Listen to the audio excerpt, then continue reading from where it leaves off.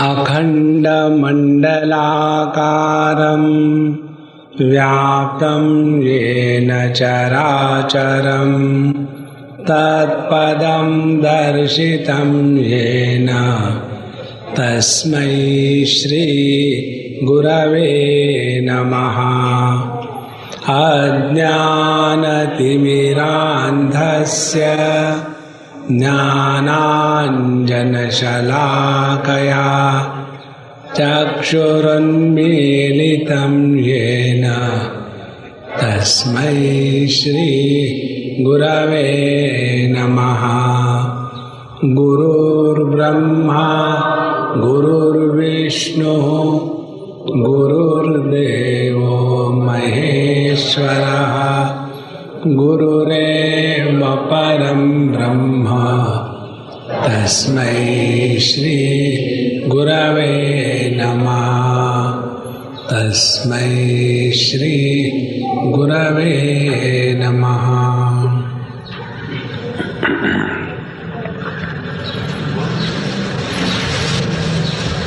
समोहम सर्वभूतेषु न मे द्वेषोऽस्ति न प्रियः ये भजन्ति तु मां भक्त्या मयि ते तेषु चाप्यहम्। मन्मना भव मद्भक्तः मद्याजी मां नमस्कुरु मामे वैश्यसि युक्तैवम् आत्मानं मत्परायणः। हम लोग पिछले 4-6 महीने से जिस विषय पर चिंतन कर रहे हैं उसकी नींव, उसका फाउंडेशन है कि हमारे अंतःकरण में समता की प्रतिष्ठा हो जाए।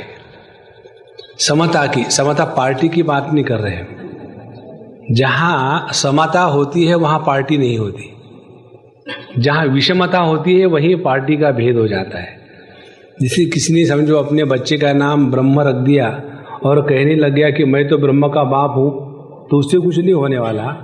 तो उसी प्रकार से किसी ने कह दिया कि हमारी पार्टी समता है, लेकिन विषमता के वातावरण में रहने से नाम से कुछ नहीं होता। तो हमको निष्ठा प्राप्त करनी है समता में। समता में निष्ठा प्राप्त करने के लिए ऐसे कोई तत्व का आधार लेना पड़ेगा कि जिसमें समत्व स्वाभाविक है, और जिसमें समत्व स्वाभाविक है यह परमात्मा छोड़ करके कोई होता नहीं। और ये बात छाती ठोक करके भगवान ने ही कही है। इसीलिए समोहम सर्वभूतेषु न मे द्वेषोस्ति न प्रियः। तो हम यदि भगवान का आधार लेकर के अपने जीवन में समत्व की सिद्धि करनी चाहते हैं तो उसके लिए क्या साधना करें, ये भगवद गीता का इंटरवल है। उसमें 9वें अध्याय के अंतिम श्लोक में भगवान कहते हैं मन मना भव। मन मना भव माने मनमानी करना बंद कर दो। हम लोग मनमानी है, भगवान कहते हैं मन मना भव। मनमानी माने जिसमें केवल राग द्वेष का प्राधान्य है, और मन मना माने जिसमें परमात्मा का प्राधान्य है। तो अपने जीवन के सभी कार्यकलाप वो यदि परमात्मा को सामने रख करके करे, हमारे सभी विचार संकल्प विकल्प वो यदि परमात्मा को विषय बनावे, तो भिन्नता होते हुए भी अभिन्न समत्व में सिद्ध हो जाएंगे। फिर इसके लिए करना क्या है, तो मद भक्तो भव। हम भगवान के भक्त बने। जैसे भिन्न प्रकार के भक्त होते हैं, पुत्र भक्त, पत्नी भक्त, देश भक्त, विदेश भक्त, तो औषधि भक्त। कई लोगों को औषध खाने का बड़ा शौक होता है, सुबह से शाम तक के लेके चलेंगे। तो मद भक्तो भव, भगवान के भक्त बना। मद्याजी भव, जो भी कुछ हम यजन पूजन अर्चा कर्म कर रहे हैं परमात्मा के लिए करें। और माम नमस्कुरु, नमस्कार करना ही है तो प्रत्येक में परमात्मा है ये समझ करके नमस्कार करें। ऐसे नहीं कि मैं तो केवल परमात्मा को ही नमस्कार करूंगा, बाकी को क्यों? हाँ, सब में परमात्मा है, यह स्वीकार करके नमस्कार करें। इस प्रकार से हम समत्व को प्राप्त हो जाएंगे। यहाँ तक हमने पिछले बार विषय लिया था। अब आगे हम चलेंगे। इस समत्व की स्थिति या सिद्धि भगवान ने 10, 11 और 12 इन 3 अध्यायों में भक्ति के माध्यम से कैसी होती है और वो होने के बाद किस प्रकार से हमारा जीवन चलता है, इसका विश्लेषण किया है। तो पहले भगवान बताते हैं कि जैसे 7वें अध्याय में भगवान ने तत्व का प्रतिपादन तात्विक दृष्टि से किया है। वहाँ वो कहते हैं कि 4 चीजें हैं। एक तो अपरा प्रकृति, दूसरी परा प्रकृति, तीसरा ईश्वर और चौथा तुरीय तत्व ब्रह्म परमात्मा। और इसका वर्णन करते समय भगवान सहजता से कह बैठते हैं कि भूमि रापो नलो वायु खम्मनो बुद्धिरेवच अहंकारम इति यम में भिन्ना प्रकृति रष्टधा। यह मेरी प्रकृति है। तो अपरा प्रकृति भगवान की। दूसरी बात, मेरी जो दूसरी प्रकृति है उसको परा प्रकृति कहते हैं। तो परा प्रकृति भी मेरी प्रकृति है, भगवान कहते हैं। तीसरी बात कि मैं ईश्वर इस जगत के निर्माण संचालन, इसका कार्य मैं ही देखता हूं। और चौथी बात कहते हैं, असल में मुझे यदि जानो तो मेरे सिवा कुछ है ही नहीं। तो ये 4 बातें जो भगवान अपने बारे में बताते हैं, उसको समझ लेना माने भक्ति के माध्यम से ज्ञान में निष्ठा प्राप्त कर लेना। तो पहली बात जब भगवान बताते हैं कि अपरा प्रकृति मेरी है, तो जब भगवान की प्रकृति है तो भगवान के प्रकृति के साथ भोग की भावना, वासना न होवे, प्रेम की होवे, उनकी सेवा की होवे। तो जब हम जगत के साथ व्यवहार करेंगे तो जगत के साथ व्यवहार करते समय इसको याद रखें कि यह संपूर्ण जगत भगवान का है, इसीलिए उनकी हमको सेवा करनी चाहिए। तो ये भगवान की यह मेरी प्रकृति है, इसको हमने समझा। इसके द्वारा अंतःकरण में समत्व आ जाएगा। दूसरी बात, जीवभूता जो प्रकृति है, जितने जीव मात्र है, 15वें अध्याय में भगवान कहते हैं ममैव अंशो जीवलोके जीवभूत सनातनः। प्रत्येक जीव मेरा ही अंश है। तो यदि हम अंशी की सेवा करना चाहते हैं और अंश का तिरस्कार करेंगे तो ये संभव नहीं है। यदि कोई कहे कि स्वामी जी हम आपकी तो सेवा करना चाहते हैं, लेकिन आपकी जो गर्दन है ना वो मुझे पसंद नहीं है, तो उसको काट डालूं? नहीं। तो हमारी सेवा करनी माने हमारे अंग प्रत्यंग की सेवा करनी है, तब हमारी सेवा होगी।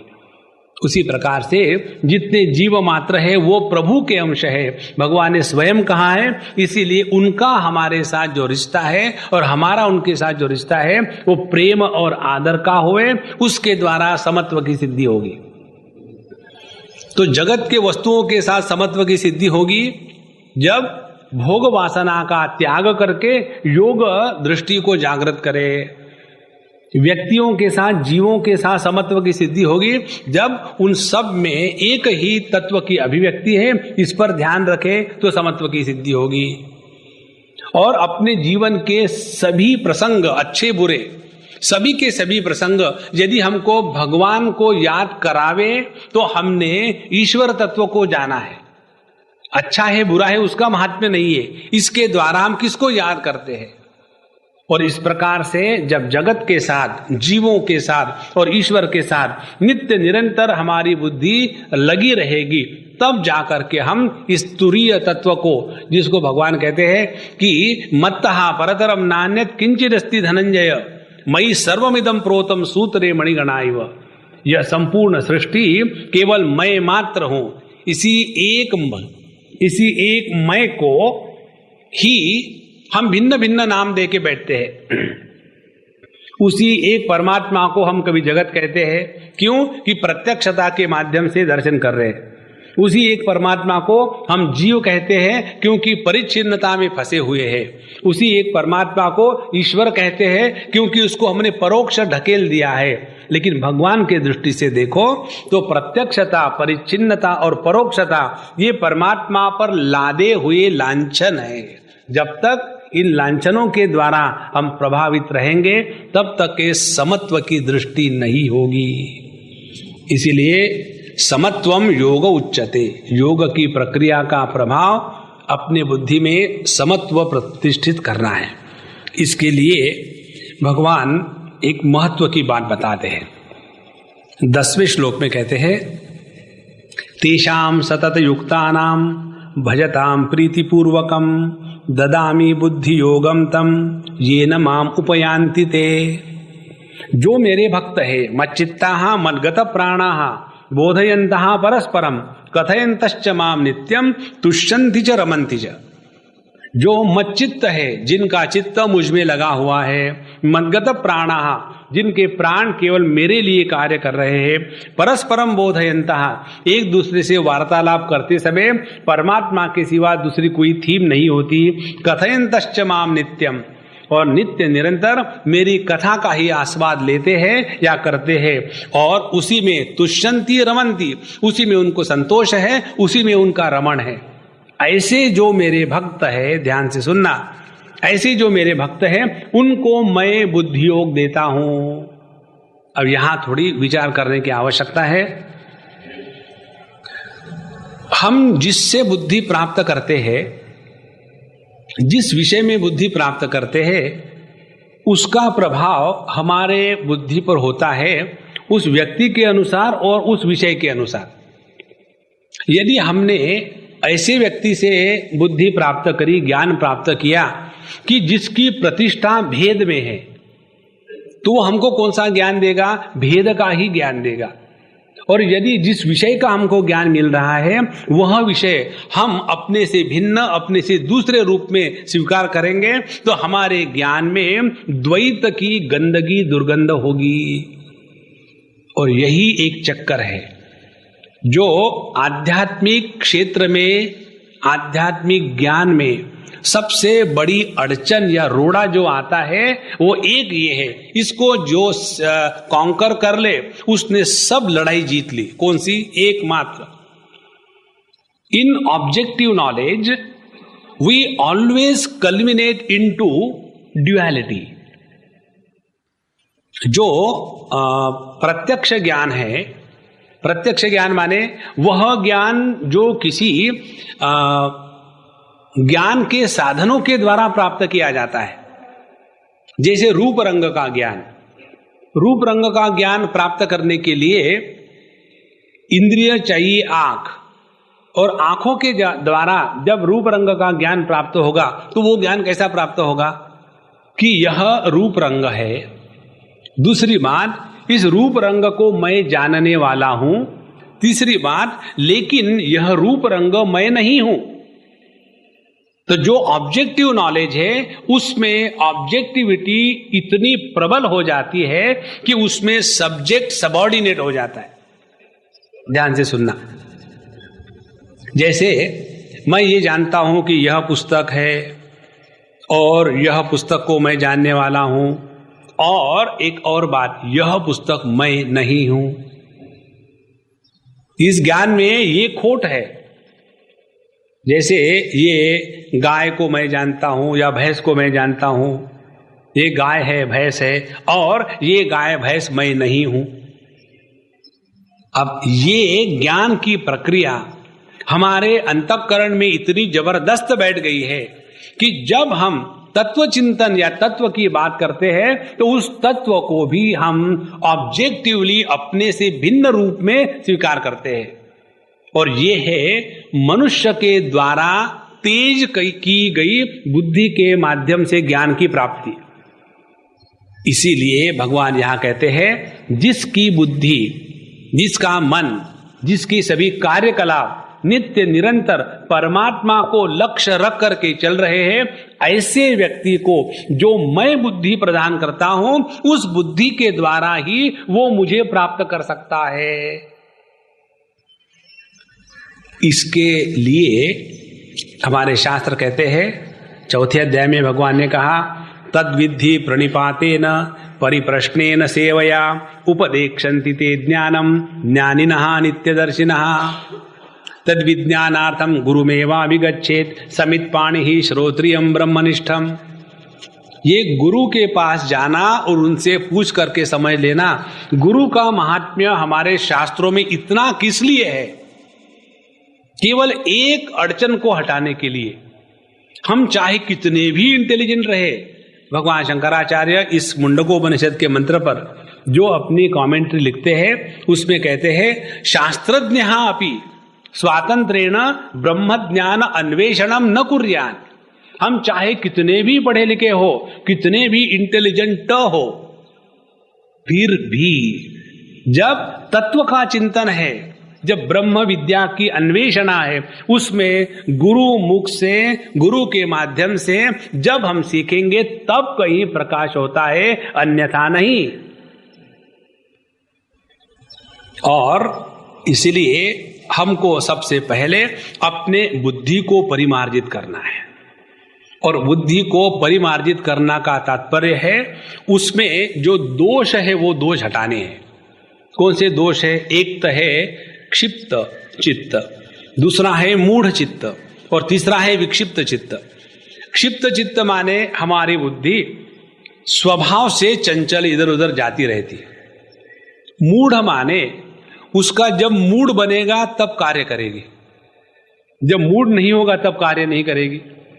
और विक्षिप्त माने नए नए तरीके ढूंढ करके अपने आप को बर्बाद करने के हम तरीके ढूंढते हैं कि कैसे अपने आप को और बर्बाद करें, विशेष रूप से क्षेपण विक्षिप्त। ऐसी बुद्धि जब तक है वो बुद्धि तत्व को ग्रहण करने के लिए लायक नहीं होती है।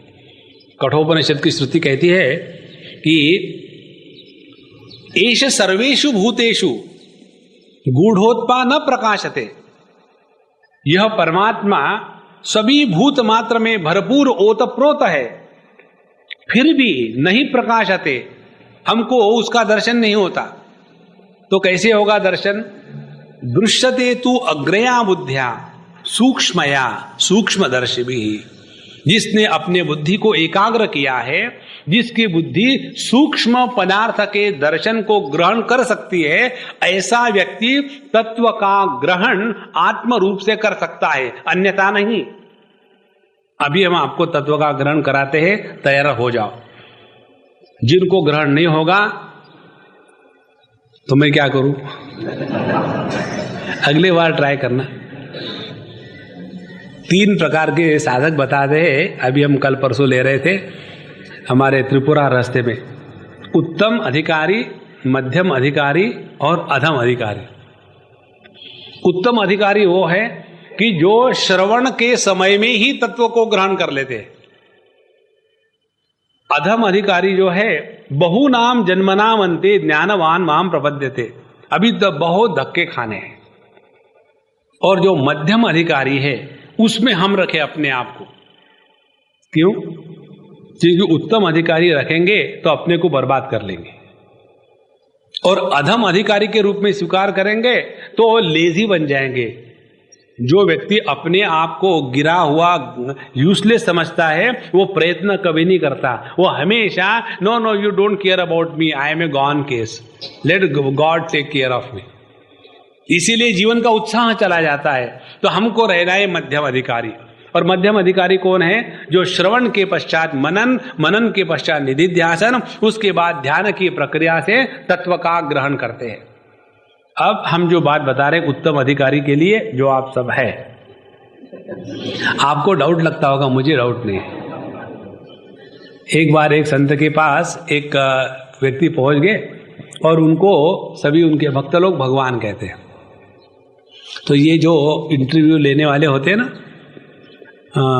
उन्होंने कहा, जैसे कोई होता है ना नंदी वगैरह, एक भगवान शिव जी के गण है नंदी जो इंटरव्यू लेते हैं लोगों के।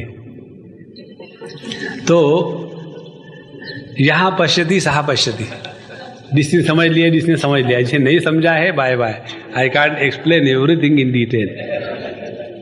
तो कहने से ताक भात समझना चाहिए। अक्लमंद को इशारा काफी होता है। अच्छा, यदि हम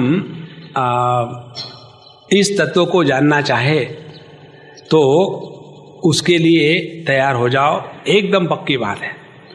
उसके पहले हम वो महात्मा की बात जो कह रहे थे कि उन्होंने कहा कि आप अपने को भगवान कहते हैं, लोग तो कहलवा लेते हो, ऐसा क्यों? बोले मैं तो आपको भी भगवान कहता हूं, लेकिन आप मानने को भी तैयार नहीं, और मैं जान करके कहता हूं। See the difference in the words.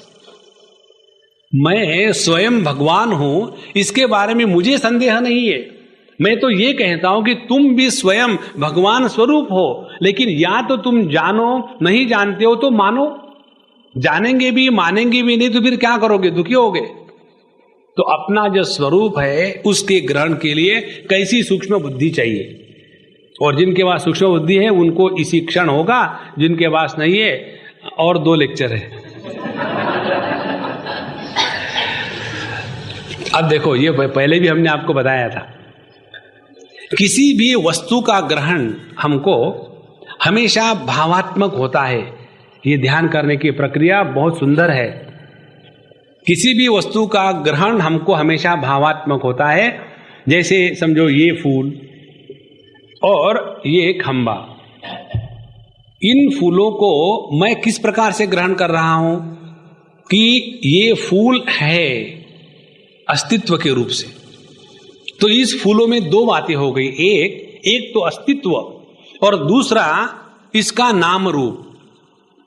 तो प्रत्येक वस्तु के ग्रहण में ये 2 फैक्टर आ जाते हैं, वस्तु का नाम रूप और वस्तु का अस्तित्व। फिर यहां से हम दूसरे वस्तु को देखते हैं, खंबा।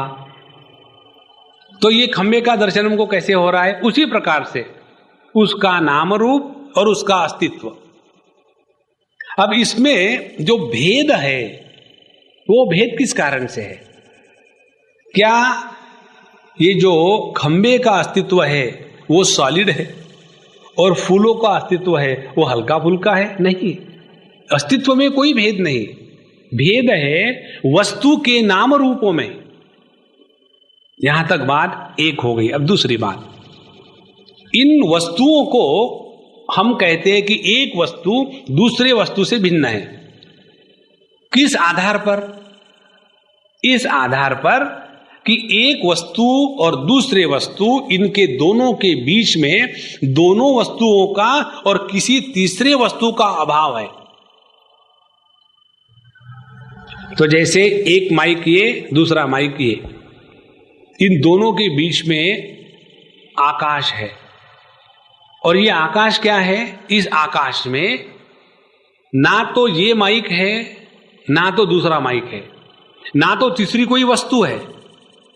तो इन 2 माइक्स को अलग अलग करने वाली जो वस्तु है वो वस्तु है दोनों वस्तु का अभाव। अब इस अभाव का भी ग्रहण हम कैसा कर रहे हैं? जैसे हमने वस्तु क्रमांक 1 और वस्तु क्रमांक 2, इन दोनों का ग्रहण हमने किया था भावात्मक दृष्टि से कि ये वस्तु है, ये वस्तु है, और उनके दोनों के बीच में का जो अभाव है उसका भी ग्रहण हम कैसा करते हैं कि दोनों के बीच में आकाश या अभाव है। अब हो गई 3 बातें। तो वस्तु क्रमांक 1 है, हाई अंडरलाइन, वस्तु क्रमांक 2 है अंडरलाइन, और उन दोनों के बीच में अभाव है हाई अंडरलाइन। तो इस सब में है या अस्तित्व नित्य निरंतर है। ध्यान से सुनना, अभी इसके बाद एकदम छक्का लगने वाला है। जब हम एक वस्तु को देखते हैं और उसके अस्तित्व को ग्रहण करते हैं, तो उस अस्तित्व को हम कैसे ग्रहण करते हैं? अपने से भिन्न रूप में। फिर दूसरे वस्तु को जब हम ग्रहण करते हैं तो उस दूसरे वस्तु का ग्रहण हम कैसा करते हैं कि वो वस्तु मेरे से भिन्न है। तो वस्तु के भावात्मक ग्रहण में एक बात हो जाती है, और वो क्या है कि अनात्म बुद्धि जागृत हो जाती है। ध्यान से सुनना, ये वस्तु के ग्रहण में जो भावात्मक बुद्धि निर्माण होती है, उस भावात्मक बुद्धि में अनात्म भाव जागृत हो जाता है। कैसे? वस्तु क्रमांक 1 है लेकिन मैं वस्तु क्रमांक नहीं हूं, वस्तु क्रमांक 2 है लेकिन मैं वस्तु क्रमांक 2 नहीं हूं। उसी प्रकार से इन दोनों के बीच में अभाव है लेकिन मैं अभाव नहीं हूं। ध्यान से सुनना। तो यदि मैं अभाव नहीं हूं तो फिर भाव अस्तित्व कौन है? Naturally I am that existence. जहां उस अस्तित्व को मैं के रूप में ग्रहण कर लिया, वहां तत्व की सिद्धि हो गई। फिर ये जो अहम मैं के रूप में हमने पहचाना, ये अहम कैसा है? इसमें दृष्टा, दृश्य और दर्शन, ये त्रिपुटी का पूर्ण अभाव हो गया है। जितनी हमारी दृष्टि सूक्ष्म होगी उतना हमारे ज्ञान में से ऑब्जेक्टिविटी का दोष निकल जाएगा, और जितना हमारे ज्ञान से ऑब्जेक्टिविटी का या दृश्य दर्शन का दोष निकल जाएगा, उतना हमारे हृदय में स्वाभाविक प्रेम जागृत हो जाएगा। कारण क्या? जिसको जिसको हम अहम के रूप में स्वीकार करते हैं, उसके प्रति हमारे मन में स्वाभाविक प्रेम होता है। और सभी को अहम के रूप में एकदम स्वीकार करना हर एक के बस की बात नहीं है। तो क्या करे? फिर सबको मेरे के रूप में स्वीकार करे। ध्यान से सुनना, बहुत सूक्ष्म बात है। हमारी अभी की स्थिति क्या है? यह माइक मेरा है लेकिन ये मेरा नहीं है। तो जो मेरा है उसकी तो मैं हिफाजत करूंगा, जो मेरा नहीं है व्हाई शुड आई केयर? तो परिच्छिन्न ममता के साथ जो प्रेम है उसमें द्वैत का और द्वंद्व का लांछन है। और यदि मेरी ममता ऐसी हो कि ये भी मेरा है, ये भी मेरा है, और इस जगत की प्रत्येक वस्तु मेरी है, जो भगवान कृष्ण कहते हैं भूमिरापो नलो वायु खम मनो बुद्धिरेव च अहंकार इति यम में भिन्ना प्रकृति रष्टधा, जो कहता है यह संपूर्ण विश्व मेरा है, तो उसके हृदय में संपूर्ण विश्व के प्रति स्वाभाविक प्रेम होगा। और इसीलिए ज्ञान की परिपूर्णता है अपने अहम को पूर्ण रूप से जानना। और यदि हमने अपने अहम को पूर्ण रूप से जाना है तो संपूर्ण विश्व के प्रति स्वाभाविक परिपूर्ण प्रेम जागृत हो जाता है। इसीलिए ज्ञान की परिपक्वता स्वाभाविक प्रेम में होती है। और जो स्वाभाविक प्रेम होता है वो प्रेम करना नहीं पड़ता, और जब हम प्रेम करते नहीं तो प्रेम में गिरते नहीं। हमने प्रेम क्या किया? गिर गए। देखो, इसीलिए भैया इस समता को सिद्ध करने के लिए या तो हमारी किसी भी व्यक्ति विशेष, वस्तु विशेष, देश विशेष, काल विशेष के प्रति कोई ममता न हो, या तो हमारी सबके प्रति निर्विशेष ममता होवे। दो में से एक कर लो, दोनों का तात्पर्य एक ही निकलेगा। तो किसी एक या विशेष व्यक्ति के साथ अपनी ममता रखे तो दूसरे के प्रति अपने आप द्वेष या बायसनेस आ जाता है। इसीलिए जो भगवान यहां कहते हैं कि बहुत सरल बात है ये, ददामि बुद्धि योगम तम, और ये बुद्धि योग भगवान हमको जब देते हैं तब समझ लेना अपने हृदय में प्रेम का सागर उफरने लगेगा। और ये जो प्रेम है, परिपूर्ण प्रेम और अपूर्ण प्रेम की अभिव्यक्ति, इसमें क्या फर्क है? हमारा जो अपने बीवी, बच्चे, माँ बाप या समाज या देश या धर्म, इसके प्रति जो प्रेम होता है ये परिच्छिन्न प्रेम है, इसमें परिपूर्णता नहीं है। इसीलिए हमारे प्रेम में परिच्छिन्नता आने के कारण उसमें अनेक दोष है। दोष कौन से है? हमारे प्रेम के कारण हम दुखी होते हैं। देखो, हम अपने बीवी से, बच्चों से, सब लोगों से प्रेम करते हैं और दुखी होते हैं ना। जो भगवान से प्रेम करता है वो दुखी नहीं होता। कारण क्या? परिपूर्ण के साथ प्रेम का अनुभव दुख का हो ही नहीं सकता। दुख केवल अल्प में है, परिच्छिन्नता में है। ये भगवान हमको बुद्धि देते हैं यदि हम मच्चित्ता मद्गद प्राणा बोधयंत परस्परम कथयंतश्च मां नित्यम तुष्यन्ति च रमन्ति च। यह जो भगवान ने दिया हुआ बुद्धि योग है, इसी के द्वारा हम प्रेम की परिपूर्णता की अनुभूति कर सकते हैं। अब इस प्रकार से जब हम समत्व को प्राप्त करेंगे तो जैसे हमको ये बताया अभी भगवान ने, लेकिन हमको समझ में तो नहीं आया। अच्छा तो लगा लेकिन समझ में नहीं आया। तो यही चीज हमारे अर्जुन महाराज के साथ हो गई। तो अर्जुन कहते हैं कि भगवान आपने जो कहा ना वो तो ठीक ही होगा। देखो, स्पष्ट उसी के शब्द है। कहते हैं आहुस्त्वाम ऋषयः सर्वे देवर्षि नारदस्तथा असितो देवलो व्यासः स्वयं चैव ब्रवीषि मे सर्वम एतद् ऋतं मन्ये यन्मां वदसि केशव। हे केशव, आपने जो कहा वो सत्य ही होगा, मुझे तो उसमें कोई डाउट नहीं है। डाउट सिर्फ ये है कि मैं समझ नहीं पाता। तो क्या समझा खाक? लोग कहते हैं भगवत गीता में जोक्स नहीं है। जो कार्टून होते हैं वो कभी नहीं हंसते। कार्टून को देख करके पब्लिक हंसती है। अच्छा, तो स्वयं एव आत्मना आत्मानं वेत्थत्वं पुरुषोत्तम भूत भावन भूतेश देव देव जगतपते। हे भगवान, आप ही अपने आप को पूर्ण रूप से जानते हो, इसीलिए कथम विद्याम अहम योगिन त्वाम सदा परिचिंतयन केषु केषु च भावेषु चिंत्योसि भगवन्मया। इसीलिए हे भगवान, हे योगिन, हमें बताइए आपके दर्शन के हमको कुछ लेसन दीजिए। How to start with. आप कहते हैं कि आप सब जगह है, सब में व्याप्त है, लेकिन हमको तो कितना ट्राई मारो कहीं भी नहीं दिखते। तो कारण क्या है? हमारी बुद्धि नाम रूप में अभी फंसी हुई है। तो इस नाम रूप से अपने बुद्धि को मुक्ति देनी है।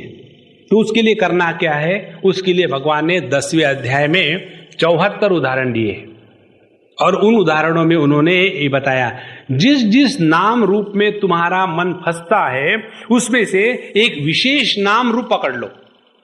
हम आपको इसकी समरी बता रहे हैं। जैसे पेड़,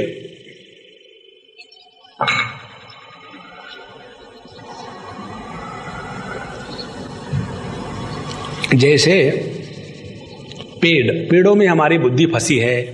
तो पेड़ों में जहां तुमको अश्वत्थ पीपल वृक्ष दिखेगा वो मैं हूं। तो जाते जाते कितने गुस्से में जा रहे, इसका ये करना, उसको वो करना, लेट हो गया और समझो चलते चलते बीच में अश्वत्थ का पीपल का वृक्ष आ गया। अरे कन्हैया लाल खड़े हैं, जय लागो, पाए लागो जी, नमस्कार कर दिया। तुरंत जो हमारी एक विचारधारा अपने आप को बर्बाद कर रही थी उसको वहां अरेस्ट किया। और ऐसे भगवान ने कितने उदाहरण दिए। तो इन उदाहरणों के द्वारा हम अपने अनावश्यक विचार के प्रवाह को जहां चाहे रोक सकते हैं और अपने मन को प्रभु के प्रति इन्हीं नाम रूप के माध्यम से मोड़ सकते हैं। और ये अभ्यास करते करते करते करते आखिरी में भगवान कहते हैं कि अर्जुन, तुमको एक मैं शॉर्टकट मेथड बताता हूं। क्या कहते हैं? यद यद विभूतिमत् सत्वम श्रीमत् ऊर्जितमेव वा तत्तदेवावगच्छत्वम मम तेजोंश संभवम। इस जगत में जिस भी व्यक्ति में, जिस भी वस्तु में जो विशेषता है उस विशेषता में तुम मुझे देखो। अब जरा ध्यान से सुनना। हम जब किसी भी व्यक्ति को देखते हैं, जैसे कई लोग कहते हैं कि आप समझो चाइनीज लोगों को देखो ना तो समझ भी नहीं आता कौन कौन है। कारण क्या? हम उनकी विशेषता नहीं पकड़ पाते।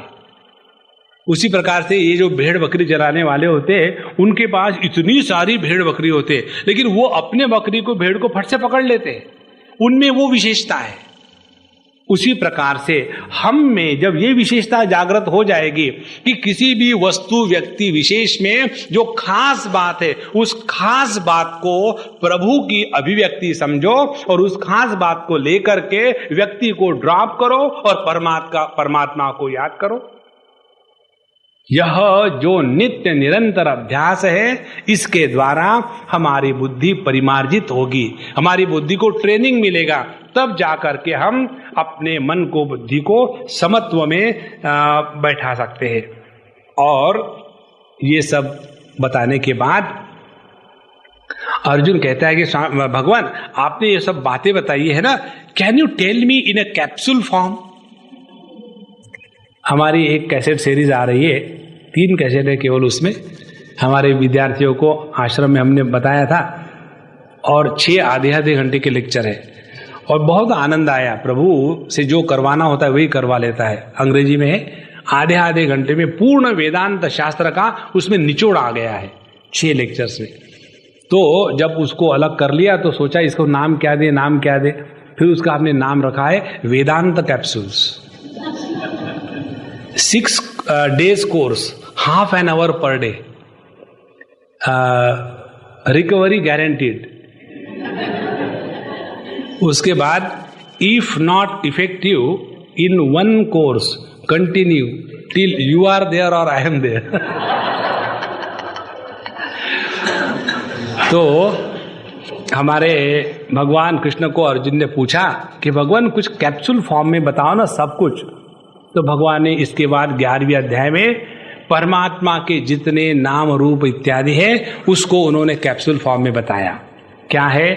एक तो यहां से समझने वाली चीज है, हम भगवान के रूप को साधारण दृष्टि से देखें तो जो अच्छा है, शंख चक्र गदा पद्म, ऐसे भगवान हमको प्यारे लगते हैं। और अर्जुन ने सोचा कि भगवान आप कहते हैं कि सभी का सभी आप में मुझे दिखाओ तो सही। भगवान ने कहा शुरू हो जाओ, और भगवान ने शुरू कर दिया। लेकिन अर्जुन कुछ नहीं देख रहा था। फिर भगवान को अपनी गलती याद आई कि मैं तो इसको दिखा रहा हूं लेकिन इसकी दृष्टि तो अभी चमड़े में फंसी हुई है। तो जिनकी दृष्टि बाटा ब्रांड है उनको भेद नजर आएगा, और जिनकी दृष्टि परमात्मा ब्रांड है उनको भेदों में एक तत्व का दर्शन होगा। और यही है दिव्य दृष्टि। इसको योग शास्त्र में कहते हैं ऋतम भरा प्रज्ञा, इंट्यूटिव नॉलेज। ये भगवान ने अर्जुन को दिया। ददामि दिव्य चक्षु, मैं तुमको दिव्य चक्षु देता हूं। अच्छा, ये होने के बाद भगवान ने शुरू कर दिया अपना सब दिखाने का तरीका। उसमें क्या क्या कहते हैं कि भिन्न प्रकार के देव देवता, भिन्न लोक, और ऐसा कि जो अर्जुन कभी सोच भी नहीं सकता। शंख चक्र गदा पद्म किरीटिनम गदिनम चक्रिनम च तेजो राशि सर्वतो दीप्तिमंतम पश्यामि त्वाम दुर्निरीक्षम समन्ता दीप्तान लार्क द्वितीय प्रमेयम। सभी का सभी वर्णन करता है अर्जुन। और ऐसे करते करते करते करते सब सुंदर सुंदर है, शंख चक्र गदा पद्म है, बड़े बड़े सुंदर लोक है, भिन्न भिन्न प्रकार के हैं। लेकिन जब अगली ट्रेलर चल रहा है फिर कहते हैं वक्त्राणि ते त्वरमाणा विशन्ति दृष्टा करालानि भयानकानि केचित् विलग्ना दशनान्तरेषु सदृश्यन्ते चूर्णितैरुत्तमांगैः। जब अर्जुन भगवान के विश्व रूप का दर्शन कर रहा है उसमें देखता है कि युद्ध चल रहा है, और उस युद्ध में जितने बड़े बड़े योद्धा हैं वो भगवान के उस विश्व रूप में जा रहे हैं, और भगवान अपने उस विकराल दांतों के द्वारा उनको चबा चबा के खा रहे हैं। और 2 दांतों के बीच में जो गैप है उसमें किसी का सर निकल रहा है, किसी की टांग निकल रही है, और भगवान जिह्वा से सबको खींच खींच करके डट के खाए जा रहे हैं। ऐसा जब उग्र, अति उग्र, भयानक रूप जब अर्जुन ने देखा तब अर्जुन घबराना शुरू हो गया। भगवान हमने ये थोड़ी मांगा था। ध्यान से सुनना, हम लोगों के दृष्टि में केवल जो सुंदरता है, अच्छाई है, वो भगवान है। सुंदरता में, अच्छाई में भगवान के दर्शन करना ये KG1 स्टैंडर्ड स्पिरिचुअलिटी है। सुंदरता में, अच्छाई में भगवान के दर्शन न होना ये तो सवाल ही नहीं। असली बात यह है अपने जीवन में कुछ अच्छा हुआ तो भगवान की कृपा है, लेकिन अपने जीवन में जो बुरा हुआ है उसमें भगवान की कृपा छिपी हुई है। ये जब ज्ञान होने लग जाता है ना, तब हमको दिव्य दृष्टि प्राप्त हो गई है। क्यों? कि परमात्मा के द्वारा जीव का कभी बुरा हो ही नहीं सकता। जब हमको अपने बुरे कर्मों के कारण भगवान नरक में भेजते हैं तो कष्ट देने के लिए नहीं भेजते। ये तो हमारी दृष्टि है कि भगवान कहते हैं कि ऐसे नराधम को मैं एकदम नरक में भेज देता हूं। ये उनका कर्स नहीं है, ये तो उनका हम पर अनुग्रह है। कैसे? जब हमारा कपड़ा गंदा हो जाता है तो हम उसको वॉशिंग मशीन में डालते हैं, तो या कपड़े को तकलीफ देने के लिए क्या? नहीं, हम तो चाहते हैं वो कपड़ा फिर साफ सुथरा हो जाए और फिर किसी के शरीर पर चढ़े और लोग उसको सैल्यूट करें। ये कपड़े धोने वाले की दृष्टि है। और कपड़े की क्या दृष्टि है कि मुझे देखो सबके सामने निचोड़ करके टांग दिया है। नहीं भैया, यह दृष्टि को जागृत करना माने बुद्धि में समत्व आना। देखो, बाहर के जगत में समत्व को लाने के लिए जितने प्रयत्न करने पड़ते हैं उससे ज्यादा हमको साधना करनी पड़ती है। अपने अंतःकरण में जितने भाव निर्माण होते हैं, जितने हमारे अच्छे बुरे अनुभव हैं, उन सभी अनुभवों के माध्यम से यदि हम एक परमात्मा को पकड़ने के लिए सक्षम बन जावें तो प्रत्येक अनुभव परमात्मा की अभिव्यक्ति है, यह निष्ठा पक्की हो जाती है। और जिस व्यक्ति के प्रत्येक अनुभूति में परमात्मा की अभिव्यक्ति है, ये निष्ठा पक्की हो गई, वो तो नित्य निरंतर प्रभु के साथ एक हो चुका है। देखो, इसीलिए तुकाराम महाराज जो कहते हैं उनके आखिरी के अभंगों में, पहले तो उन्होंने खूब रोया धोया साधना अवस्था में, फिर वो भगवान को चैलेंज करते, भगवान आपने हमको बहुत डराया कि पुनरअपि जननम पुनरअपि मरणम, अनेक आपको जन्म मिलेंगे, कहां डराते हो? दो जितने मर्जी है हमको जन्म दो। क्यों? कि अब हम आपको नहीं छोड़ेंगे। एक बार जिसने प्रभु को पकड़ लिया है उसको चाहे मनुष्य के देह में रखे, चाहे पशु पक्षी के देह में रखे। एक कथा आती है पुराणों में, एक बार ये जो सनत कुमार, सनंदन इत्यादि 4 कुमार है, वे कहीं जा रहे थे अपने मस्ती में। वो तो विरक्त अवधूत है, नित्य निरंतर दिगंबर रहते हैं, उनकी उम्र हमेशा 5 साल की, ज़्यादा बढ़ते नहीं वो। इस प्रकार से जब कहीं मस्ती में जा रहे थे, उधर से शिवजी और पार्वती जी आ रही थी। और पार्वती जी ने सोचा कि अब ये बच्चे लोग आ रहे, हमारे पति देव को हरिओम कहेंगे, लेकिन वो बच्चे अपनी मस्ती में नहीं किया हरिओम। तो इनको गुस्सा आया, मेरे बाल विहार के बच्चे होकर के ऐसा बर्ताव करते हो। प्रेस्टीज इशू है ना। इसीलिए उन्होंने उनको शाप दे दिया, इस प्रकार से ऊपर मुंह लटकाए चलते हो, कभी नमस्कार नहीं करते हो, ऊंट बन जाओगे। तो देवी पार्वती का शाप, तुरंत वो ऊंट बन गए और घूम रहे मस्ती से। तो फिर कुछ दिनों के बाद जब जा रहे थे, फिर वही सीन, पहले तो वो मनुष्य देह में जा रहे थे, अब ऊंट के देह में जा रहे। तो उन्होंने पहचान लिया, भगवान शिव ने और पार्वती जी ने। तो कहते हैं कि देखो भाई, अब इनको ये शाप हटा लो, क्यों उनको परेशान कर रहे हो? तो वो सनत कुमार जी इत्यादि कहते हैं कि प्रभु ऐसा कुछ मत करना, माँ कभी किसी का बुरा कर सकती है क्या? उन्होंने तो हमारी परेशानी खत्म कर दी। क्या? पहले जब मनुष्य के रूप में थे तो पेशाब के लिए सबके सामने नहीं बैठना चाहिए, खाते समय पहले भगवान को ब्रह्मार्पणम करना चाहिए, वो सब चंकर खत्म हो गया। अब हम जहां मर्जिया खड़े हैं, जो मर्जिया करें, ये उन्होंने हमको लिबरेशन दे दिया। देखो कितनी सुंदर बुद्धि है। जब हम अपने जीवन के प्रत्येक अनुभूति में प्रभु का अनुग्रह है ये ग्रहण करते हैं, तब जैसे सूरदास जी कहते थे भगवान कृष्ण से, आप हम नहीं कर पाएंगे, कह पाएंगे। सूरदास जी कहते थे कि हे कन्हैया, तुम मेरा हाथ छोड़ के तो भाग जा सकते हो, है हिम्मत तो हमारे हृदय से निकल के दिखाओ। यह जो प्रभु के साथ जुड़ा है वो कभी भी विभक्त नहीं होगा, इसीलिए भक्त की परिभाषा ये है। और इस प्रकार से जब नित्य निरंतर हम परमात्मा के साथ जुड़े हैं तो हमारा समत्व का जो योग है वो कभी भी विषमता को प्राप्त नहीं होगा। ये होने के पश्चात भगवान अर्जुन को बताते हैं कि तुम इतना डर रहे हो और पूछते हो कि कौन हो, तो कहते हैं कालोस्मि लोक क्षय कृत प्रवृद्धः लोकान् समाहर्तुम इह प्रवृत्तः ऋतेपि त्वाम न भविष्यन्ति सर्वे एव स्थिता प्रत्यनीकेषु योधाः। यह दूसरी महत्व की बात समत्व के सिद्धि के लिए भगवान बताते हैं। कौन सी? हम लोगों को ऐसे लगता है हमारे करने से कुछ होता है। भैया ये अंतःकरण की समत्व को सीख लो, समझ लो। हमको ऐसे लगता है कि हमारे करने से कुछ होता है। भगवान ने स्पष्ट बताया, अर्जुन तुमको जो लगता है ना कि मैं यहाँ के योद्धाओं को मारूंगा, मैं अपने पितामह भीष्म को मारूंगा, द्रोणाचार्य को मारूंगा, ये तुम्हारी गलत फहमी है।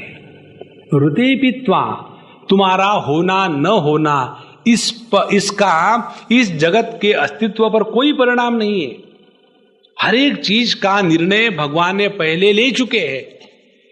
इसीलिए तुमको जो ड्रामा में काम करने का पार्ट दिया है वो बढ़िया कर डालो, बाकी कुछ नहीं है। इस प्रकार से जब हम जगत के साथ व्यवहार करते समय इस चीज को स्वीकार कर ले कि अपने द्वारा, ध्यान से सुनना, अपने द्वारा आज तक किसी का कोई भला नहीं हुआ, ना हो सकता है। अपने माध्यम से ना किसी का बुरा हुआ है, ना बुरा हो सकता है। लेकिन हमको ये अहंकार चढ़ बैठता है, हमने अपने बच्चों को बड़ा किया। क्या बड़ा किया? सुबह उठ के हवा भरी क्या उनमें? वो अपने आप बड़े हो रहे, हम नहीं है तो क्या बच्चे बड़े नहीं होते? लेकिन इसी अहंकार के कारण हमारी समत्व की बुद्धि नष्ट हो जाती है। इसलिए इस संपूर्ण जगत का संचालन करने वाला, उसको सब पता है कि कैसे क्या करना है। एक सज्जन हमको 2-4 दिन पहले मिले, उनके दिमाग में ये जो इन्वायरमेंटल पोल्यूशन, अनावश्यक विषय, ये बहुत ठसाठस बैठे हुए। ये जो अनावश्यक विषयों का देखो प्रभाव कैसे होता है। अपने दिल्ली की बात है, विजय चौक से लेकर के इंडिया गेट तक मैराथन रन, किसके लिए? To save earth. इससे बढ़कर के क्या बेवकूफी हो सकती है? और इस बेवकूफी को टीवी पर लाएंगे बड़े बड़े चीफ मिनिस्टर, प्राइम मिनिस्टर और नो मिनिस्टर, वहां आकर के बिल्कुल, और ये अपने तोंद को दबा करके हाफ पैंट पहन करके, इतना बड़ा जूता पहन करके दौड़ रहे। क्या है? We want to save earth. Shave first, then think about saving. Shave earth. देखो, इस दुनिया को बनाने वाला भगवान इतना बेवकूफ नहीं है जितना हम सोचते हैं। जो व्यक्ति दुनिया को सुधारने में लगा हुआ है, उसने ना तो अपने को जाना है, ना तो दुनिया को जाना है, ना तो भगवान को जाना है। हमको ऐसे लगता है कि हमारे करने से, कहने से कुछ हो रहा है। इसीलिए कितने बार जब लोग कहते हैं, Swami ji don't you think this is the right time for भगवान टू टेक अवतार? न क्यों, क्या हो गया? अब ये राइट टाइम क्यों है? बोले इतनी भयानक चीजें हो रही है, ऐसा गंदा माहौल दुनिया में कभी नहीं था जितना अब है। अब ये स्वीकार करने के पहले थोड़ा विचार करें, पहले आप थे क्या? नहीं। बाद में आप रहोगे क्या? नहीं। तो आज के माहौल का मूल आधार क्या है? आप है ना? अब समझ में आया आज का समाज इतना गंदा क्यों है। महाराज पहले अपने आप को सुधारे। यदि हम अपने आप को सुधारेंगे ना तो अपने अगल बगल का जो वातावरण है वो अपने आप बदलने लग जाता है। लेकिन हम दूसरों को सुधारने में इतने लगे हैं। अच्छा, एक आदमी दूसरों को सुधारने में लगे तो बात ठीक है, लेकिन परस्परम सुधारयन्तः, मैं चाहता हूं कि आपको सुधारो, आप चाहते हो मुझे सुधारो, और जितना मैं आपको सुधारता हूं उतने आप मुझे बिगाड़ देते। ये जो तमाशा चल रहा है ना, इसका एकमात्र कारण ये है कि हमारे बुद्धि के दिवाले निकल चुके हैं। इसलिए ददामि बुद्धि योगम तम, भगवान की दी हुई जो बुद्धि है वो हमको योग्य मार्ग दिखाएगी, वही हमको ठीक से चलाएगी और उसी के द्वारा समत्व की सिद्धि होगी। जब तक अंतःकरण में समता प्रस्थापित नहीं होती तब तक के बाहर के जगत के जितने भेद और भेद से उत्पन्न झगड़े हैं वो कभी समाप्त नहीं होंगे। अच्छा, ये होने के पश्चात फिर अनेक प्रकार के रूप अर्जुन ने देखे और सभी रूप देखने के पश्चात अर्जुन कहता है कि भगवान, आपने ये जो अपने भिन्न भिन्न प्रकार के रूप दिखाए हैं उससे तो मैं डर गया हूं। मुझे क्या चाहिए? किरीटिनम गदिनम चक्रहस्तम इच्छामि त्वाम द्रष्टुमहम तथैव तेनैव रूपेण चतुर्भुजेन सहस्रबाहो भव विश्वमूर्ते। हे भगवान, हमको तो आपका केवल वो शंख चक्र गदा पद्म एकदम ऐसा सुंदर सुंदर जो रूप है वही चाहिए, बाकी का सब हटाओ, हम इसमें अपने मन को नहीं लगा सकते। ये होने के बाद भगवान कहते हैं कि देखो अर्जुन, मेरा जो रूप तुम चाहे देख सकते हो, लेकिन एक बात समझ लेना कि किसी भी रूप का, किसी भी नाम का जब तक तिरस्कार हमारे हृदय में बैठा हुआ है तब तक तुमको भगवान का जो निर्गुण निराकार है वो दर्शन नहीं होगा। इस प्रसंग को लेकर के 12वां अध्याय प्रारंभ होता है।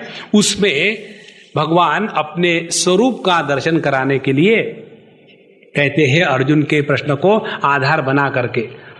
कई बार हम लोगों के मन में ये विचार आते हैं कि डायरेक्टली मेडिटेशन करना शुरू कर दे। कितने लोग हमारे पास आते हैं, कहते स्वामी जी जरा मेडिटेशन बता देना। ये कोई किसी परीक्षा का पर्चा है कि आपको पता है तो बता देना, मेडिटेशन बता देना। इसके लिए 2-3 बातें समझ लो। पहली बात, मनुष्य का जो मन है वो केवल रूप में ही चल सकता है, बिना आकार के मनुष्य का मन नहीं रह सकता। बड़ा सरल सिद्धांत है। अब देखो, जब हम जागृत अवस्था में है तो हमारे दर्शन में जो हम कुछ देख रहे हैं उसका आधार क्या है? भिन्न भिन्न आकार। आकार का तात्पर्य केवल जो लंबाई चौड़ाई उसको आकार नहीं कहते। शास्त्र में आकार शब्द का अर्थ ये है कि जैसे रूप रंग का आकार है लंबाई चौड़ाई, और शब्द का जो आकार है वो है सारे गम पद निसा। गंध का जो आकार है उसमें सुगंध दुर्गंध इत्यादि। माने जो तत्व होता है वो निराकार होता है, और उस निराकार तत्व का ग्रहण हमेशा आकार के माध्यम से ही हो सकता है। जैसे कोई टेबल ले लो, उस टेबल में अग्नि है,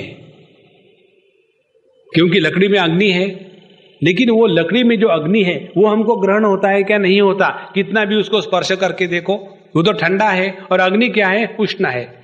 तो उस अग्नि को यदि हम ग्रहण करना चाहते हैं और वो यदि लकड़ी में है तो उसका अपना कोई आकार अभिव्यक्त नहीं हुआ है, इसीलिए उस अग्नि का होते हुए भी हमको ग्रहण नहीं होता। और फिर वही अग्नि जब अभिव्यक्त होती है तो अग्नि की अभिव्यक्ति कैसी होती है? आकार धारण करके उस अग्नि की एक ज्योति या ज्वाला निर्माण हो जाती है। और जहां हम अग्नि को ज्वाला के रूप में ग्रहण कर सकते हैं, वही ग्रहण के द्वारा हम अग्नि क्या है समझ सकते हैं। तात्पर्य क्या निकला? तत्व हमेशा निराकार होता है। एक निराकार तत्व का दर्शन हमेशा उनके धर्मों के अभिव्यक्ति के माध्यम से होता है। और धर्म के अभिव्यक्ति का ज्ञान उनके 3 लक्षणों से होता है, और 3 लक्षणों की प्राप्ति अवस्थाओं के माध्यम से होती है। ये 4 बातों को ठीक से समझ लो, हम आपको फिर से बताएंगे। जैसे हमारा चित्त सुषुप्ति अवस्था में और जागृत अवस्था में, दोनों में चित्त वही है। फर्क क्या है? फर्क ये है, जागृत अवस्था में हमारा जो ज्ञान है उसमें भेद का प्राधान्य है। प्रत्येक वस्तु को एक दूसरे से अलग जानते हैं, और वस्तु को प्रकाशित करने वाली वृत्ति जो है, विचार, वो एक दूसरे से भिन्न है। उसको कहते हैं जागृत अवस्था का ज्ञान। सुषुप्ति अवस्था का ज्ञान क्या है? उसमें भेद का अभाव है। तो सुषुप्ति में भी चित्त है और जागृत में भी चित्त है, और इस चित्त के माध्यम से ही हमको सुषुप्ति के अभेद का और जागृत के भेद का दर्शन हो रहा है। अब ये हो गया चित्त। अब इस चित्त को समझना है तो हम कैसे समझ रहे हैं? हम समझ रहे हैं चित्त की 2 अवस्थाएं हैं, एक जो सुप्त अवस्था और दूसरी व्युत्थान अवस्था। सुप्त अवस्था में चित्त सभी भेदों को अपने आप में बीज रूप में रख करके भेदों की अभिव्यक्ति होने नहीं देता, वो है सुषुप्ति का चित्त। और जो चित्त अपने अंदर छिपे हुए भेदों को अभिव्यक्त करने देता है, वो हो गया जागृत अवस्था का चित्त। तो हमने इस वाक्य में क्या किया? चित्त को समझाने के लिए चित्त की 2 जो अवस्थाएं हैं, अव्यक्त और अभिव्यक्त, इनका वर्णन किया। उसी प्रकार से परमात्मा जो निर्गुण निराकार सभी वाणी शब्द के परे है, उसको यदि हमको समझना है तो उसको समझने के लिए आकार के माध्यम से निराकार की प्राप्ति होती है, और निराकार की प्राप्ति के बाद किसी आकार के प्रति राग द्वेष नहीं रहता। ये सिद्धांत है। देखो, समझो मुझे आपको आकाश के बारे में समझाना है। What is space? अब स्पेस का वर्णन कैसा करेंगे? पृथ्वी का वर्णन करना हो तो कितने पन्ने भर दूं? उसके बाद पानी का वर्णन करना हो, पहले पृथ्वी के वर्णन में यदि 10 पन्ने भर दिए हैं तो पानी के वर्णन में 5 पन्ने हो जाएंगे। फिर अग्नि का वर्णन करने लगेंगे तो 3 पन्ने हो जाएंगे। वायु का वर्णन करने लग जाएंगे तो 2-1 पन्ने हो जाएंगे। और जब आकाश का वर्णन करना हो तो मैं चुप हो जाऊंगा, क्योंकि ना तो हम उसको गंध ले सकते हैं, ना तो उसको स्पर्श कर सकते हैं, ना तो उसको चख सकते हैं, ना तो उसको पकड़ सकते हैं। ऐसा जो आकाश है उसको हमको यदि अपने बुद्धि में उतारना है तो हम क्या करेंगे? तो हमको बताया जाएगा। देखो, मैं तुमको अभी आकाश बताता हूं, ठीक है? हाँ जी। ये क्या है? माइक। दूसरा क्या है? माइक। इन दोनों के बीच में क्या है? कुछ नहीं।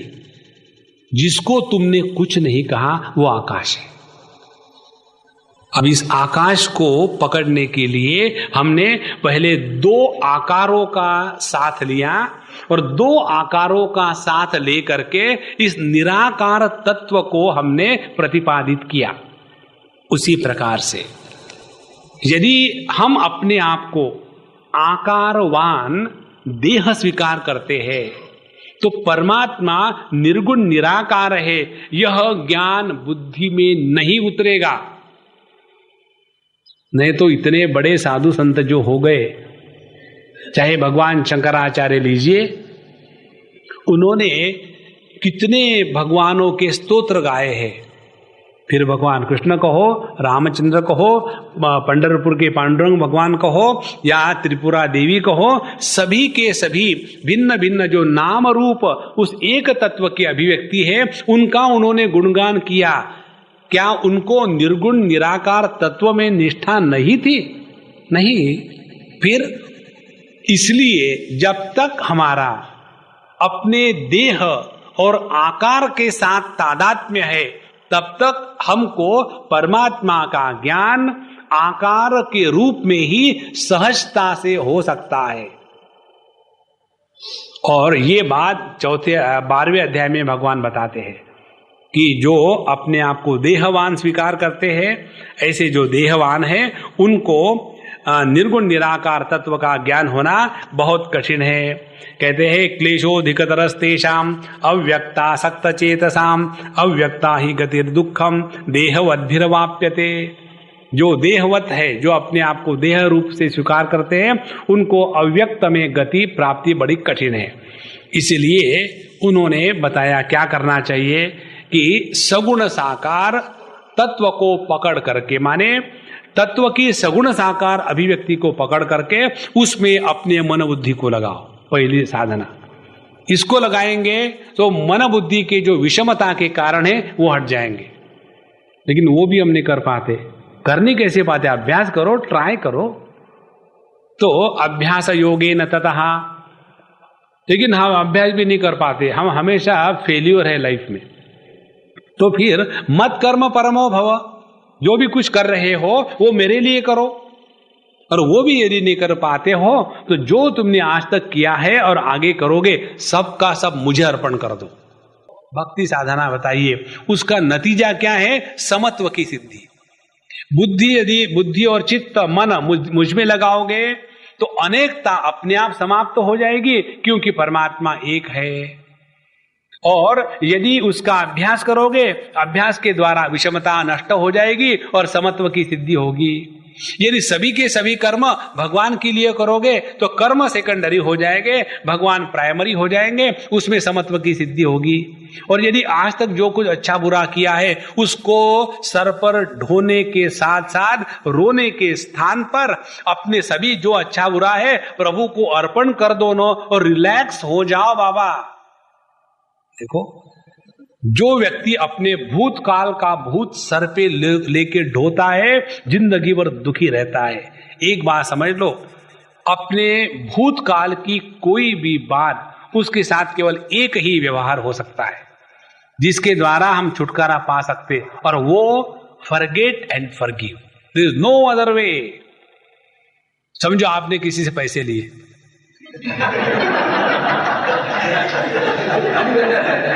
देखो कितने खुश हो गए। तो ये खुशी मालूम है किसकी? समत्व की। समत्वम योग उच्यते। तो जितना हम अपने मन बुद्धि पर ये परेशानी रखी है उसको त्याग दे। अच्छा, ऐसा जब व्यक्ति धीरे धीरे धीरे चलाएगा जीवन, उसमें उन्होंने एक बहुत सुंदर सिद्धांत दिया है, ध्यानात् कर्म फल त्यागः त्यागात् शांति ही अनंतरम। जिसके जीवन में त्याग का महात्म्य आ गया है उसके जीवन में शांति आ गई। जिसको स्त्रीलिंग में शांति कहते हैं, उसी को दूसरा शब्द है समता। शांति और समता एक ही तत्व के दो नाम है। समत्व में ही शांति हो सकती है, बाकी कहीं नहीं हो सकती।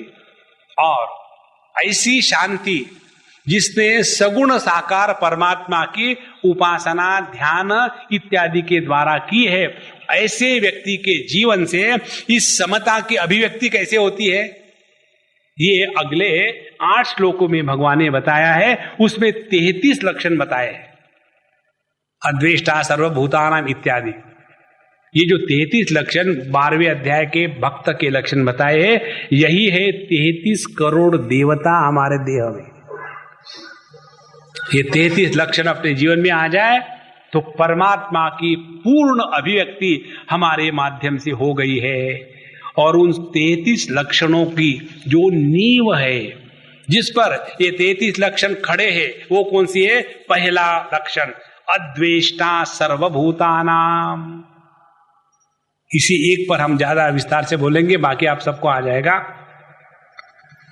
जब तक हमारे अंतःकरण में जगत के किसी भी वस्तु, व्यक्ति, देश, काल, परिस्थिति, कोई भी कर्म इत्यादि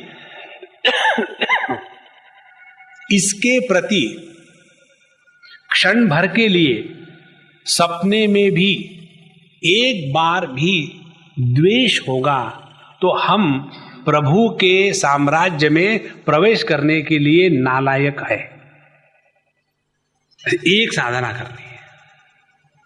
जगत का ऐसा एक भी कण नहीं है, जगत में एक भी ऐसा क्षण नहीं है कि जो परमात्मा से व्याप्त नहीं है। 5वें अध्याय के अंत में भगवान ने कहा था, भोक्तारम यज्ञ तपसा सर्वलोक महेश्वरम सुहृदम सर्वभूतानाम ज्ञात्वा माम शांति मृच्छति। समता शांति प्राप्ति किसको होती है? जो सर्व यज्ञ और तपस इनका मैं भोगता हूं। जब हम कोई कार्य दूसरे के लिए करके उसको प्रसन्न करने के लिए, मदद करने के लिए कष्ट उठाते हैं और उसके द्वारा दूसरा जब प्रसन्न हो जाता है तो हम भगवान को प्रसन्न करते हैं।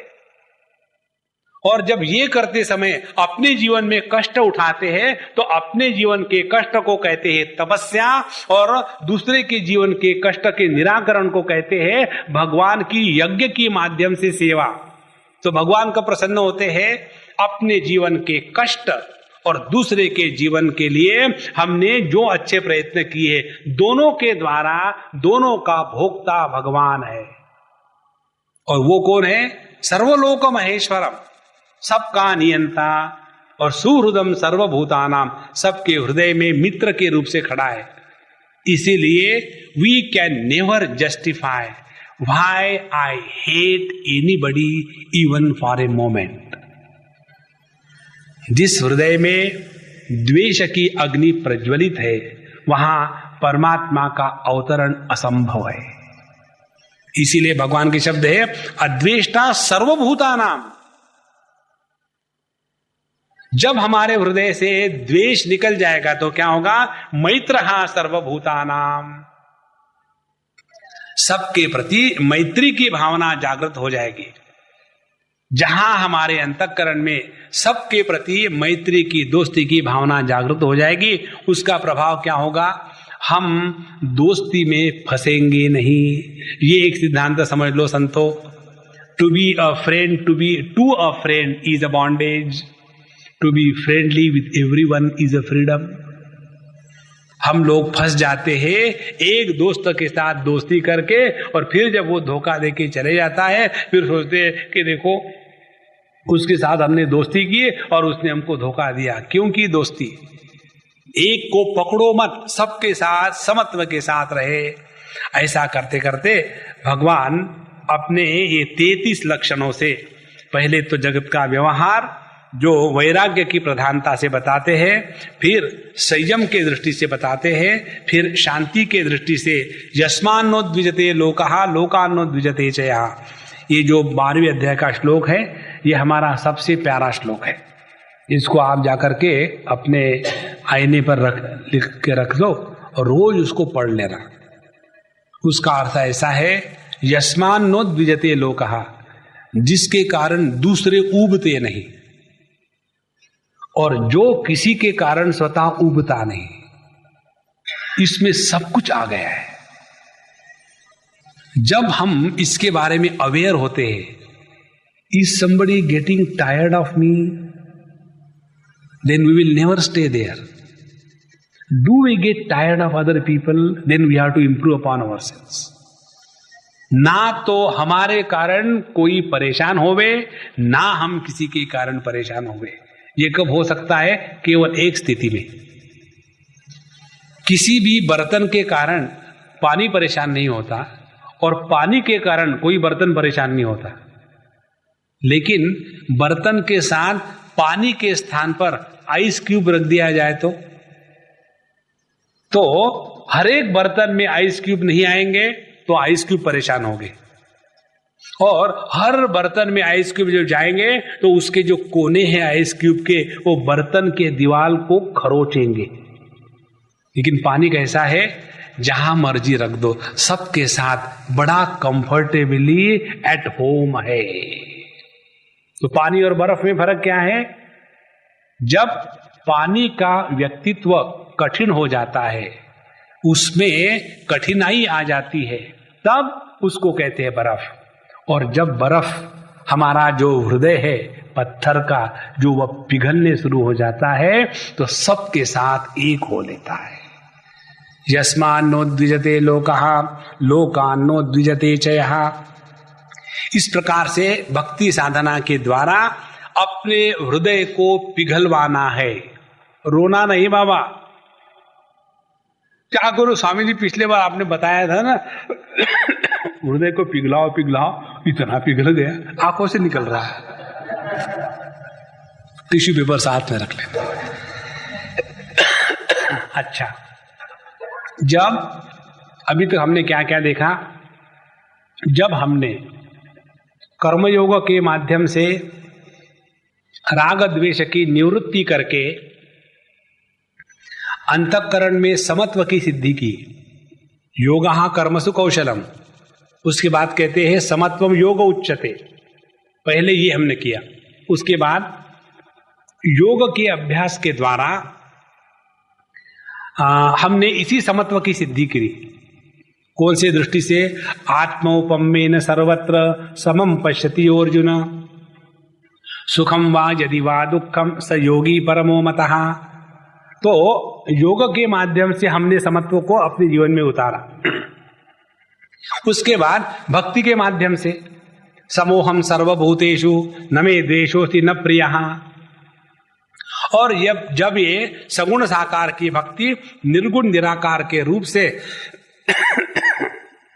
हमारे हृदय में पक्की हो गई, तो उसका भी वर्णन करते हैं। समः शत्रौ च मित्रे च तथा मानापमानयोः।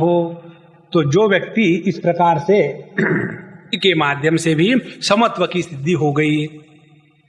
शीतोष्ण सुख दुखेषु समः संग विवर्जितः तुल्य निंदा स्तुतिर्मौनी संतुष्टो येन केनचित्। तो चाहे हम कर्म करें, सिद्धि होनी चाहिए समत्व की। चाहे हम योगाभ्यास करें, सिद्धि होनी चाहिए समत्व की।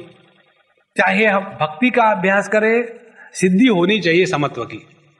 ऐसा जिसके हृदय में समत्व का सिद्धांत प्रस्थापित और निष्ठायुक्त हो गया है, उसके लिए अब 13वें अध्याय में जो आखिरी बात बताई है, ज्ञान की पराकाष्ठा, वो हमारे हृदय में उतरेगी, अन्यथा नहीं।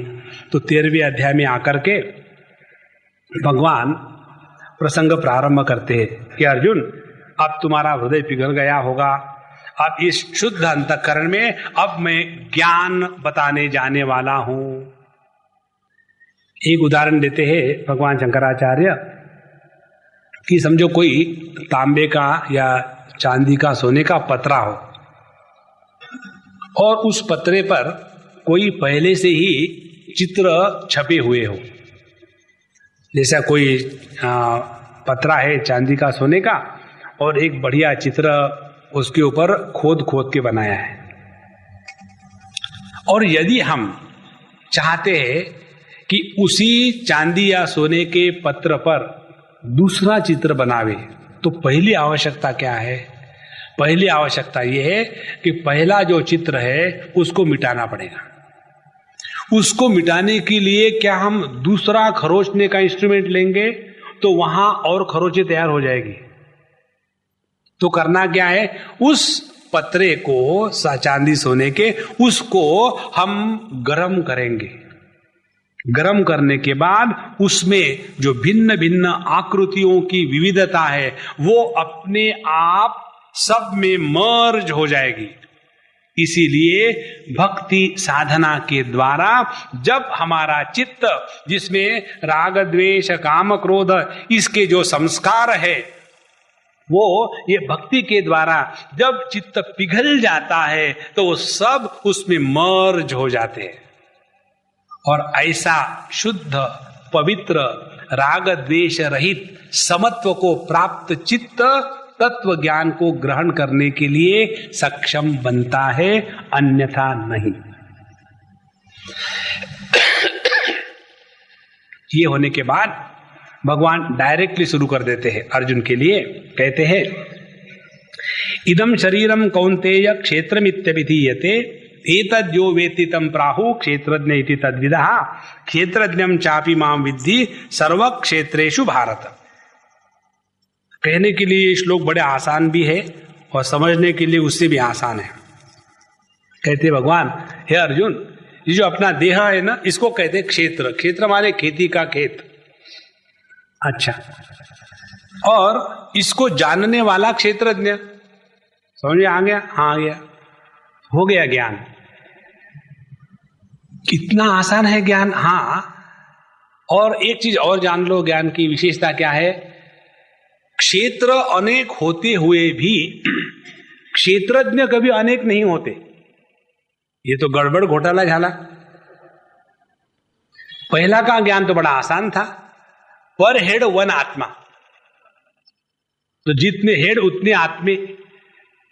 लेकिन यहां भगवान कहते हैं कि देह को क्षेत्र कहो और देह को जानने वाला जो है उसको क्षेत्रज्ञ कहो।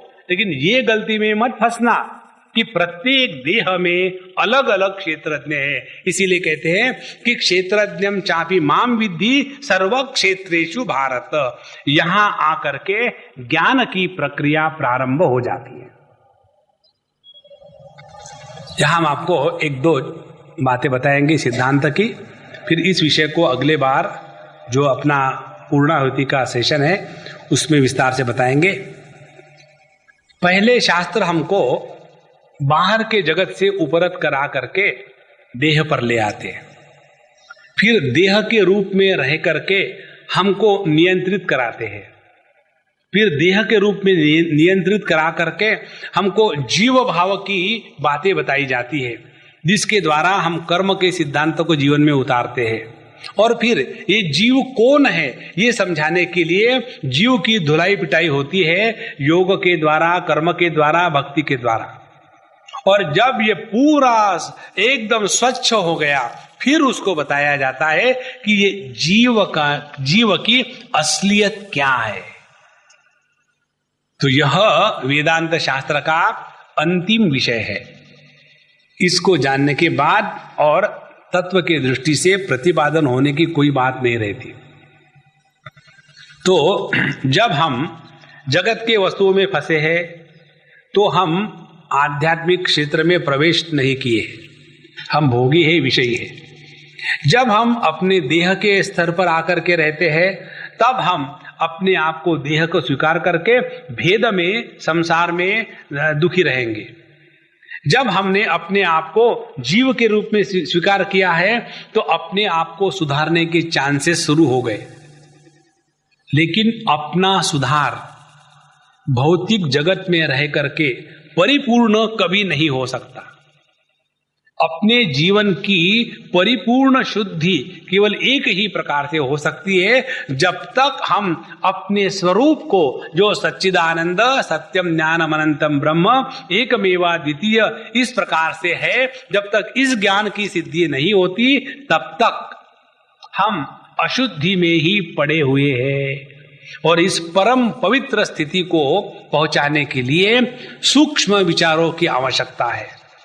और इस स्थिति पर आने के लिए हमको भगवद गीता में 12 अध्यायों में इतनी सारी बातें बताई है। अब देखो, पहले तो समझ लेना, समझने के बाद अपने जीवन में प्रैक्टिस करना, प्रैक्टिस करने के बाद उसका प्रभाव किस पर पड़ रहा है, पब्लिक पर पड़ रहा है कि अपने पर पड़ रहा है। पब्लिक पर यदि प्रभाव पड़ रहा अपना, तो हम आध्यात्मिक साधक नहीं है, हम पॉलिटिशियंस है। और यदि हमारी साधना का प्रभाव अपने पर पड़ना शुरू हो जाए तो अंतःकरण शांत, पवित्र, एकाग्र, सूक्ष्म, निरुद्ध जब हम चाहे तब हो सके। ऐसा जो शुद्ध अंतःकरण है उसमें तत्व का चिंतन, तत्व का यथार्थ ग्रहण हो सकता है, अन्यथा नहीं। तो यह जीव की जो प्रक्रिया बताते हैं, यह जीव कौन है? जो देह में रहने वाला होते हुए भी देह के द्वारा परिच्छिन्न नहीं होता, वह है परमात्मा। वह परमात्मा जो देह के माध्यम से अभिव्यक्त होकर के परिचिन्न होने का नाटक कर रहा है, वो है जीव। और ये जीव चूंकि नाटक कर रहा है, ये डायरेक्टर को मालूम है। और यदि कोई नट अपना पार्ट करते करते उसके साथ बहुत तादात्म्य हो गया, और तादात्म्य होने के बाद वो शॉट तो हो गया खत्म, और वो नट आता ही नहीं स्टेज से बाहर, क्या हो गया पता नहीं उसको क्या हो गया। फिर डायरेक्टर साहब जाते हैं, क्या हो गया, अब मैं नहीं जी सकता, लेकिन नाटक खत्म हो गया है, अब तुम्हारे डायलॉग खत्म हो गए, तुम्हारे लिए डायलॉग थे, मैंने उसके लिए वास्तविक कहा था। उसको बोला है, ये कहता है वास्तविक कहा था, ये हर एक के साथ ऐसा ही कहता है, छोड़ो इसको। तो जब हमको जो पार्ट प्ले करने को दिया है, अरे भैया उसको पार्ट ही प्ले करो, don't take it too seriously. इसीलिए हमारा जो जीवन का सिद्धांत है, हम आपको बता दें, live sincerely, never seriously. We live sincerely, seriously, and therefore suffer throughout life. इस प्रकार से यह जीव की प्रक्रिया, जीव क्या है, उसकी उपाधि क्या है, उस उपाधि से निकल जाना क्या है, ये सभी के सभी विषय हमको अगले बार भगवान बताएंगे। और उसके साथ हम लोगों ने यह जो जीने की कला यहाँ प्रभु से प्राप्त की है, उसको हृदय में उतारेंगे और उसके द्वारा भगवान को तसल्ली देंगे। श्री कृष्णा श्री कृष्णा श्री कृष्णा श्री कृष्णा।